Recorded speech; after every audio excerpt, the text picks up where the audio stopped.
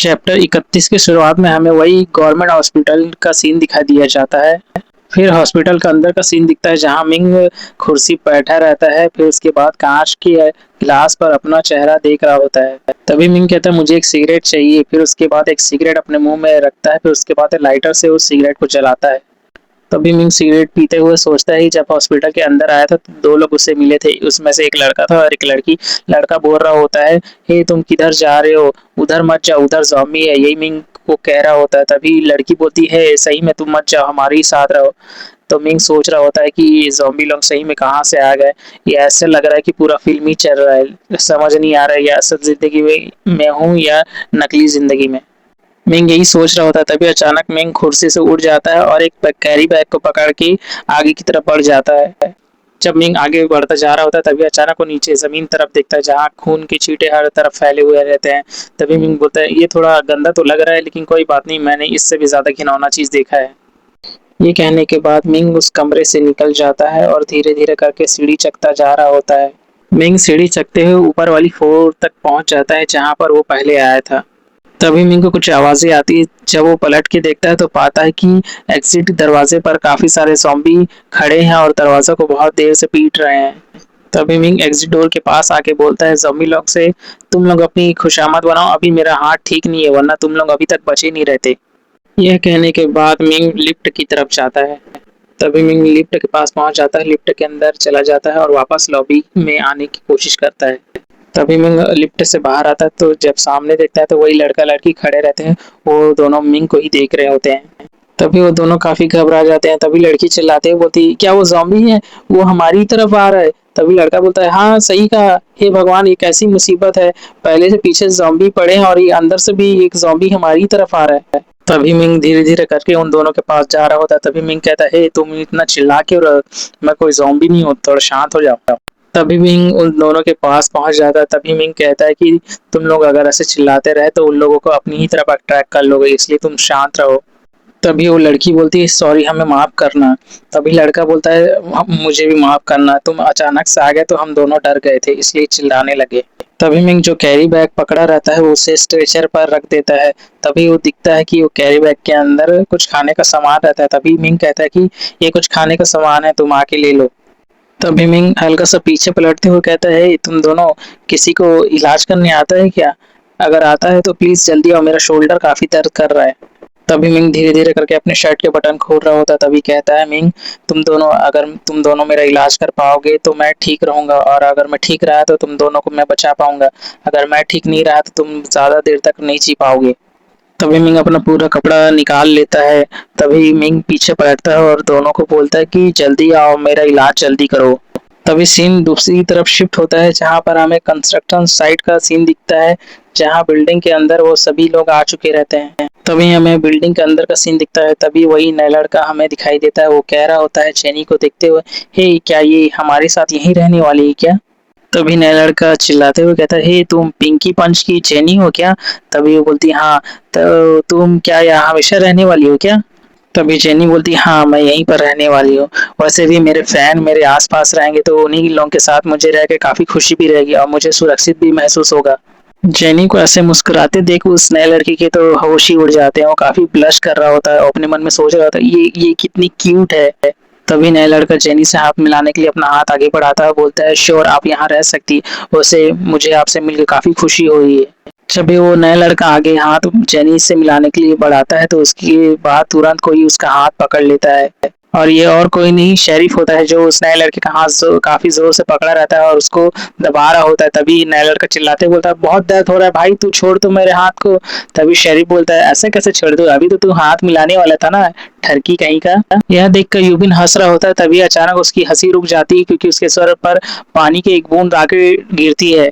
तभी यूबिन सर उठा के देखता है और पाता है कि बारिश हो रही है। तभी यूबिन बोलता है, अचानक से बारिश होना क्यों शुरू हो गई। तभी सब बिल्डिंग के अंदर चले जाते हैं। तभी बारिश और काफी तेज हो जाती है। तभी मैं एक जगह खड़ा होके ऊपर की तरफ बारिश को देख रहा होता है। तभी अपने मन में सोचता है बारिश की वजह से दिखना कम हो जाता है और इधर उधर जाना आवाज करना मुश्किल हो जाता है। तभी मैं आगे सोचता है कि पिछले बार लाए गए सामान से ज्यादा 3 से 4 दिन तक ही बस चल पाएंगे। तभी सीन शिफ्ट होता है, हमें शरीफ को दिखाई दिया जाता है जो ऊपर वाली फ्लोर पर रहता है और नीचे देखते हुए बोलता है, हे चैनी, क्या तुम ऊपर आओगी, मुझे तुम्हें कुछ दिखाना है। तभी नीचे वाले फ्लोर में चैनी दिखाई देती है, वो बोलती है, क्या ऊपर आना है मुझे, क्या दिखाना चाहते हो मुझे। तभी जेनी सीढ़ी चढ़ते हुए ऊपर वाली फ्लोर पर आ जाती है। तभी जेनी बोलती है, क्या दिखाना चाहते हो। तभी शेरिफ बोलता है, ये हमारे डायरेक्टर का ऑफिस है, ये जगह बहुत सुंदर है, इसके बाहर खिड़की के बाहर जो नज़ारा है उसे देख के तुम्हें काफी पसंद आएगा। तभी जेनी आगे बढ़ते हुए बोलती है कि हाँ, मुझे बहुत पसंद आया, ये बहुत अच्छा है। तभी शेरिफ बोलता है, हाँ मुझे लगा ही था, यहाँ से सनसेट काफी अच्छा दिखता है और यहाँ काफी अच्छी ठंडी ठंडी हवा आती है।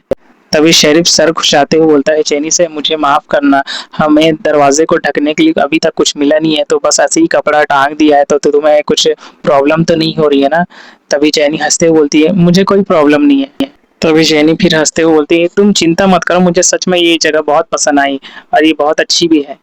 तभी चैनी खिड़की के पास जाती है और बाहर की तरफ देखती है। तभी चैनी बोलती है, क्या तुम्हें बर्ड की आवाज सुनाई दे रही है, मुझे तो उन लोगों की आवाजें काफी अच्छी लग रही है और बाहर का नजारा काफी खूबसूरत लग रहा है। चैनी यही बात कह रही होती है शहरी से, तभी अचानक उसकी नजर टेबल की तरफ जाती है, वो भी काफी हैरान हो जाती है। चैनी जब टेबल पर देखती है वहाँ फूल रहता है, उसे देख के काफी खुश हो जाती है। तभी चैनी पीछे पलटते हुए बोलती है शेरिफ से, हे क्या तुमने ये फूल यहाँ पर लगाए हैं। तभी शेरिफ बाल खुजाते बोलते हैं, हाँ मैंने यही। शेरिफ बोलता है कि मैंने फूल यहाँ पर इसलिए लगाया है ताकि इस रूम में इस फूल को देख के काफी अच्छा महसूस हो। तभी शेरिफ थोड़ा से नाराज होते हुए बोलता है, हाँ मैं जानता हूँ मैं थोड़ा ओल्ड फैशन हूँ, लेकिन अगर तुम्हें ये पसंद आए तो ठीक, वरना अगर पसंद नहीं आए तो तुम इसे फेंक सकती हो। तभी जेनी बोलती, ऐसी कोई बात नहीं, मुझे ये फूल काफी पसंद आए और ये काफी खूबसूरत भी है। जेनी जब ये कह रही होती है तभी शेरिफ काफी ब्लश कर रहा होता है, अपनी नाक खुजाते हुए अपने मन में सोच रहा होता है, इसे पसंद आ गया। तभी जेनी उस फ्लावर को पकड़ते हुए हल्का सा मुस्कुराते हुए बोलती है कि मुझे सच में ये बहुत काफी पसंद आया, थैंक यू सब चीज के लिए।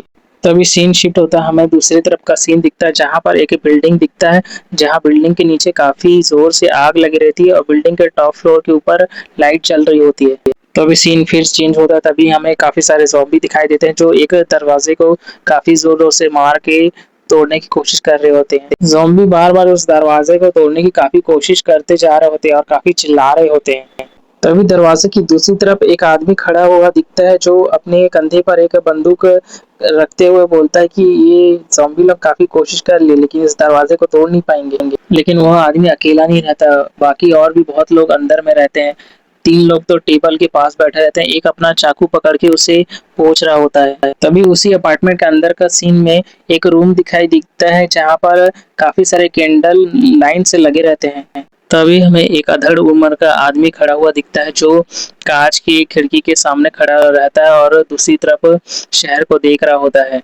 तभी वही बुजुर्ग आदमी मुस्कुराते हुए अपने मन में सोचता है, अभी काम शुरू करने का समय आ गया है और मैं ज्यादा समय नहीं लूंगा। और मैंने यही सोच रहा होता है, तभी कुछ समय पहले मिंग उसको कॉल किया रहता है तो मिंग की बातें याद करता है जिसमें मिंग बताता है कि बॉस, मैं तुम्हें बताने का अभी मेरे पास बिल्कुल भी समय नहीं है और एक बात, आप कुछ भी करना बाहर बिल्कुल मत निकलना। तभी ओल्ड मैन सोच रहा होता है, ये सच में काफी अच्छा लड़का है। तभी वो आदमी ग्लव्स पहन रहा होता है, तभी उसके पीछे से उसका एम्प्लॉय बोलता है कि बॉस, आपको ये करने की कोई जरूरत नहीं, हम ही लोग कर लेते हैं ना। तभी वही बुजुर्ग आदमी बोलता है, ये करने की कोई जरूरत नहीं, मैं खुद कर लूंगा, मुझे ये करने में काफी मजा आता है। तभी उसका एम्प्लॉय बोलता है, ठीक है सर, जैसा आपको लगता है वैसा आप कीजिए। तभी वही बुजुर्ग आदमी ग्लव्स पहनते बोलते हैं, आज रात मुझे काफी मजा आएगा। ग्लव्स पहनने के बाद वही बुजुर्ग आदमी एक टेबल के पास जाता है जहाँ काफी सारे हथियार पड़े हुए रहते हैं। तभी उसमें से एक उसे एक चाकू दिखाई देता है, उस चाकू की तरफ अपना हाथ बढ़ाता है। तभी वही बुजुर्ग आदमी चाकू को अपने हाथ में पकड़ते हुए एक कैदी के पास जाता है और वो कैदी और कोई नहीं, एक ज़ॉम्बी रहता है जो पूरी तरीके से जंजीर में बंद रहता है। धीरे धीरे करके वही बुजुर्ग आदमी उसी के पास जा रहा होता है। ज़ॉम्बी तभी वो बुजुर्ग आदमी को देख लेता है, तभी उसकी तरफ देखते हुए चिल्लाता है। तभी बुजुर्ग आदमी बोलता है कि हे, कैसे है, तुम मुझे डरा क्यों रहे हो ऐसा। तभी बुजुर्ग आदमी उस ज़ॉम्बी के पास पहुंच जाता है, बोलता है, ऐसा तुम मुझे डराने की कोशिश कर रहे हो, इसकी बहुत बड़ी कीमत चुकानी पड़ सकती है तुम्हें। तभी वही बुजुर्ग आदमी मुस्कुराते हुए बोलता है, ये काफी घिनौना तो दिख तो रहा है लेकिन कोई बात नहीं, इसके साथ खेलने में मुझे काफी मजा भी आएगा। तभी बुजुर्ग आदमी उस ज़ॉम्बी को देखते हुए सोचता है कि अब मैं शुरू कहाँ से करूँ, सबसे पहले या आँख फोड़ूं या कान काटूं या नाक काटूं, शुरुआत कहाँ से करना चाहिए। तभी वही बुजुर्ग आदमी उस ज़ॉम्बी के पास जाके बैठ जाता है, फिर बोलता है, "हे, तुम्हें टेंशन लेने की कोई ज़रूरत नहीं है। मैं तुम्हारा ज़्यादा समय नहीं लूँगा, बस मैं छोटी-सी चीज़ लूँगा तुमसे बस।" यह कहने के बाद वही बुजुर्ग आदमी अपना हाथ आगे बढ़ाता है और ज़ॉम्बी के पास जाके अपना चाकू उस ज़ॉम्बी के नाक पर रख देता है और उस नाक को काटने की कोशिश करता है। तभी वही बुजुर्ग आदमी बोलता है कि अरे तुम चिल्ला क्यों रहे हो? तुम ऐसा मत चिल्लाओ, ज़्यादा टाइम नहीं लगेगा, बस ये मुझे यही बस चाहिए, फिर उसके बाद तुम आज़ाद हो जाओगे। बुजुर्ग आदमी ये कह रहा होता है तभी अचानक से चाकू जोर से खींचता है, जिसके कारण वहां से खून बहना शुरू हो जाता है। चाकू इतनी जोर से खींचने के कारण उस ज़ॉम्बी की नाक कट जाती है और ठक की आवाज करते हुए नीचे जमीन पर गिर जाती है। तभी वही बुजुर्ग आदमी मुस्कुराते हुए बोलता है, ये अभी खत्म नहीं हुआ है, अभी मुझे और चाहिए, अभी खेल और शुरू हुआ है। तभी सीन फिर चेंज होता है, हमें कंस्ट्रक्शन साइट के अंदर का बिल्डिंग का सीन दिखता है। बिल्डिंग के बाहर बारिश लगातार बरसती जा रही होती है और तेज होते जा रही होती है। तभी हमें बिल्डिंग के अंदर का सीन दिखता है, जहाँ चारों एक लाइन से सो रहे होते हैं और कुछ तो खर्राटे ले रहे होते हैं और जेनी थोड़ी सी दूर पर एक जगह पर सो रही होती है। जब सभी लोग सो रहे होते हैं तभी अचानक यूबिन को कुछ आवाज आती है, वो हड़बड़ा के उठ जाता है। जब यूबिन हड़बड़ा के जब उठता है तो शेरी भी उसे देख लेता है। तभी शेरी बोलता है, क्या हुआ यूबिन, तुम ऐसा क्यों उठ गए? तभी यूबिन बोलता है कि श्श, थोड़ा आवाज कम करो, मुझे कुछ आवाज सुनाई दे रही है। तभी यूबिन की आवाज सुनते ही सोमसे और नया लड़का उठ जाता है। तभी सोमसे बोलता है, क्या हुआ यूबिन, तुमने हमें क्यों जगाया? तभी शोर की आवाज सुनते ही फिर चैनी भी उठ जाती है। तभी चैनी भी बोलती है, क्या हुआ, तुम सब क्यों उठ गए? तभी यूबिन चैनी को इशारा करते हुए बोलता है कि आवाज मत करो, मुझे कुछ आवाजें सुनाई दे रही है नीचे से। तभी यूबिन फिर से वही आवाज सुनता है तो वो काफी परेशान हो जाता है, ये कैसी आवाज फिर से आ रही है। तो यहीं से हमारा चैप्टर खत्म होता है। अगर वीडियो पसंद आए लाइक शेयर कमेंट जरूर कर दीजिएगा। मिलते हैं नेक्स्ट वीडियो पर।